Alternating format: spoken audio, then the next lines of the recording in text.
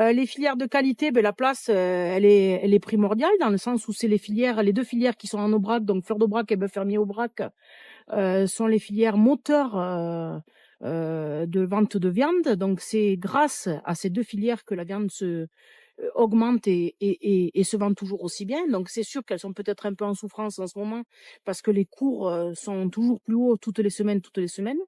Mais nos filières sont connues, au niveau français, dans tous les départements et les régions de France. On essaye d'en vendre un peu partout et nos cahiers des charges sont rigoureux et imposent une qualité, de viande, je pense une des meilleures qualités.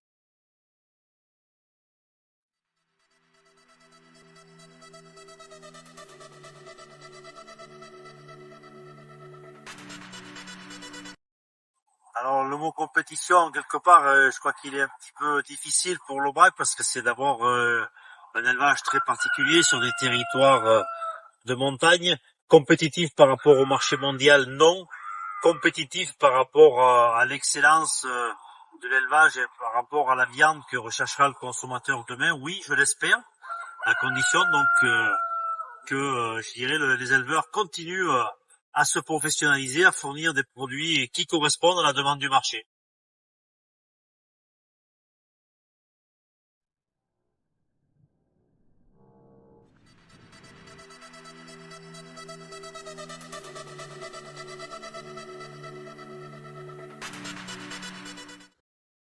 Mais la race Aubrac aujourd'hui, je dirais qu'elle est bien lancée, elle est bien partie, contrairement à il y a quelques années où est-ce qu'elle était en difficulté.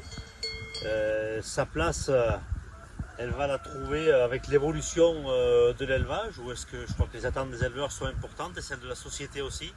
Il va falloir qu'elle soit vigilante. C'est une race rustique qui correspond souvent à des territoires et à des handicaps.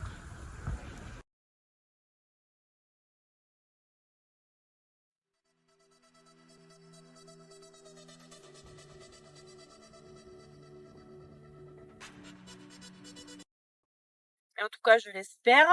J'espère qu'il y aura toujours de l'élevage traditionnel parce que c'est quand même la force de notre territoire et de notre pays.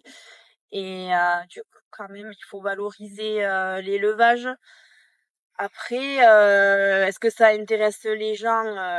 J'espère. On voit quand même, nous, sur l'Aubrac et quand on se promène, que les gens ils sont intéressés par l'élevage et par la race parce que ça leur tape à l'œil que sur le plateau, la race Aubrac elle est bien représentée.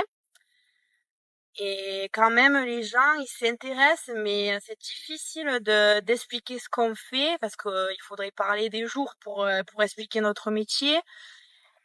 Mais il faut le faire, il faut continuer à garder quand même un lien avec le milieu touristique et social pour valoriser notre métier et prouver que ce qu'on fait, quand même, il y a du bon.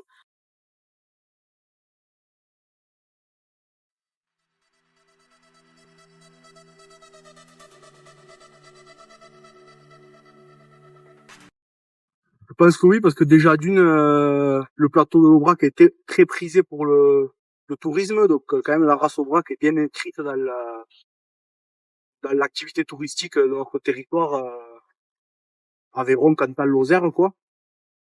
Donc je pense qu'en 2050, la race Aubrac aura toujours un attrait pour les touristes.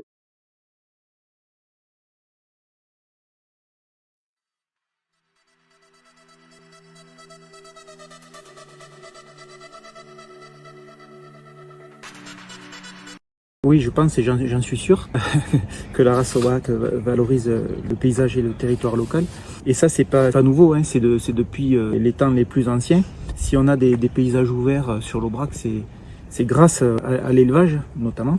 C'est un des principaux atouts de notre territoire, hein, c'est ce paysage qui est emblématique. Et quand les touristes viennent sur l'Aubrac, ils viennent voir le paysage ouvert, ces estives, ces grands pâturages. Bien sûr, les troupeaux. De plus en plus, l'élevage, quand même, de façon générale, recule au niveau national. Avoir des espaces comme sur l'Aubrac où on voit toujours des troupeaux, où on est sûr de voir des animaux semi-liberté, c'est de plus en plus rare. Je pense que c'est ce que viennent chercher les gens qui viennent nous voir.